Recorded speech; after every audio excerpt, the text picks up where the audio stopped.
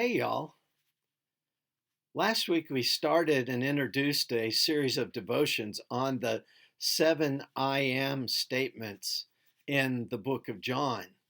If you recall, when Jesus makes these statements in John, he's not merely making a descriptive statement about himself, he's actually making a statement about who he is. That statement goes all the way back to the book of Exodus when the children of Israel were being delivered from the Egyptians. And Moses is sent to tell them that God has heard their prayer and that he's going to deliver them. But Moses says to God, "Who shall I say sent me? They're not going to believe me. I don't even know your name." And God said, "I am is my name. Tell them, I am sent me." And so when Jesus makes this statement in these statements in the book of John, he's saying more than just a descriptor of his character. He's actually making a claim of deity. Jesus, God. And so as we come to the first statement, it's where Jesus says, "I am the bread of life." It's interesting because this occurs right after Jesus has fed the 5,000. And then the crowds come to him once again and they want to see another miracle. They want to see another sign. And Jesus says to them, "Don't you understand? I'm here for more than just to feed your physical needs." Jesus realized that they were just there for a miracle. They were there for what they could get out of him. And Jesus said, "I have bread to give you. I have bread to offer you, that when you eat this bread, you'll never die. When you believe in me, when you ingest my message and my offer and my forgiveness of salvation, you'll never die." He said, "I am the bread of life that has come down from heaven to give you eternal life." Now those who were scoffers in the crowd, they said, "How can this guy say he is the bread of life, the heavenly bread, come down from heaven to do all these things? We know who this guy is. We know he's the carpenter's son. We know where he grew up. We know his family, his siblings.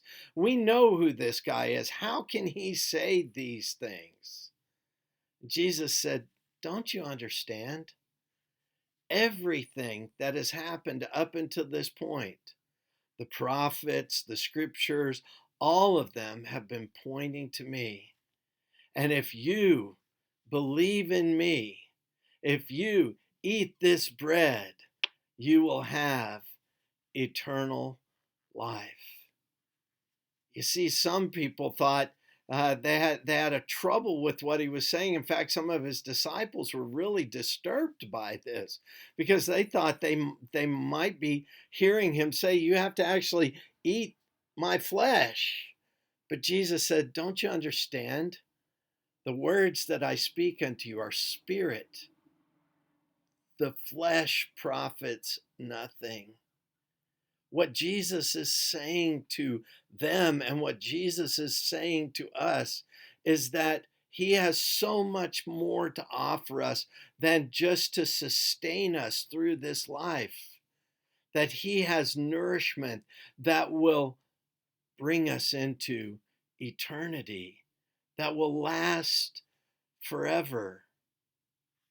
I'm a I'm a sucker for chips and salsa. You put a bowl of chips and salsa in front of me, and it's going to be gone in a few minutes. It's my weakness.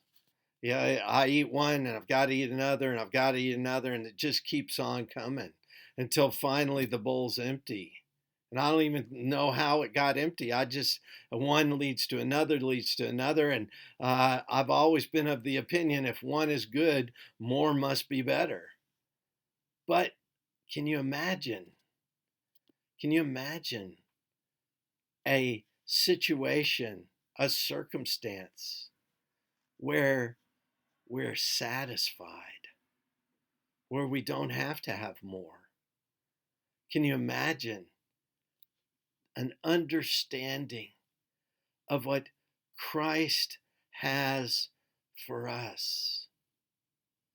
When Jesus was tempted by Satan, he said to him, "Don't you understand? Man does not live by bread alone, but by every word that proceeds from the mouth of the Lord." So often we're concerned with feeding our bodies, and yet our spirits are dead or dying.